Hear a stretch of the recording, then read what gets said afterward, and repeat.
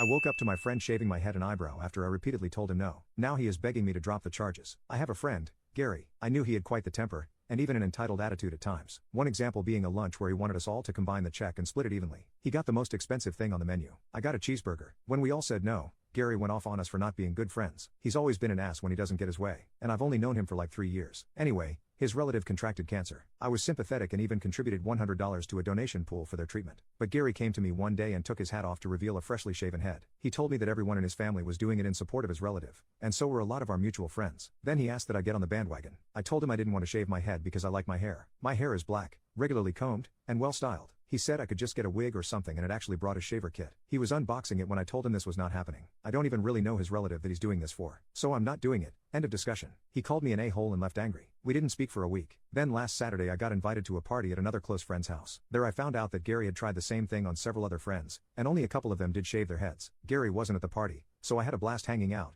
playing video games, and listening to rock music. But I had way too much to drink and couldn't drive home, so they said I could just sleep upstairs. I passed out on a bed and it was a blissful sleep till I was shaken awake by another friend who told me Gary had showed up late and they caught him shaving my head while I was passed out. I saw what I looked like in a mirror and wanted to scream like I was in a horror movie. Gary even shaved off one of my eyebrows. Gary was still there and acting proud of himself, saying now you're gonna have to shave off the rest, just like me. LOL. I was furious and called the cops. When they got there, Gary fully admitted to what he had done to me and even said he was justified. The police didn't seem to think so, as this is classified as a form of assault. They asked me if I wanted to press charges and the first words out of my mouth were, "Hell yes." Gary cussed me out while they took him away in cuffs. I tried getting my hair restyled into something presentable, but there was no saving it, and now I'm bald too. Now a bunch of Gary's family are telling me to drop the charges because Gary was off his meds and didn't mean to do it. I was like, what the F? Because I never knew he was on meds. But I still refuse to drop the charges. It'll take months to grow my hair back the way it was. I don't want to send Gary to prison, but I would like him to get some therapy and community service. With the way Gary has acted around me in the past, and what he did to me, I actually wonder how long before he got more violent. I've seen and heard of him getting in fights for less. Update post: Gary's family harassed me and tried to make me drop the charges. I not only didn't drop the charges, but I reported the harassment to the police. Only problem is it didn't bloody stop. In fact,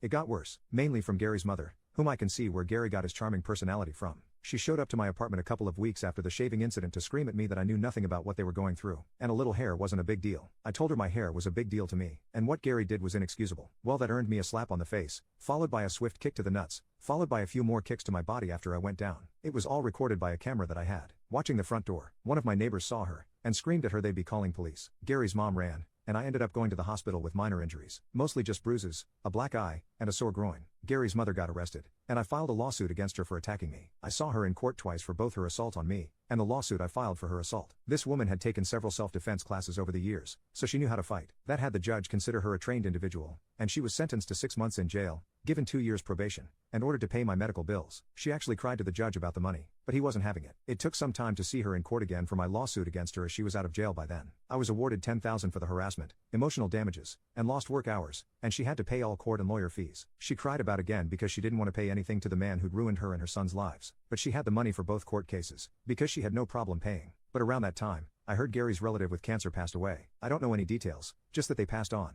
I admit that was sad, but I never knew this person. But Gary made their condition his hill to die on when he tried to make an example out of me. Gary got some probation and community service for what he did to my hair, and he cut contact with our entire friend group and eventually moved away. Where to? I don't know. I don't care either. As for my hair, well, it grew back just fine. Took nearly half a year to get it back how it was. My boss had me put out of sight for a while, and I was wearing a hat everywhere for at least a month. I did take that $10K I got in the lawsuit and combined it with my savings for a down payment on a house. So I've since moved into a much better abode.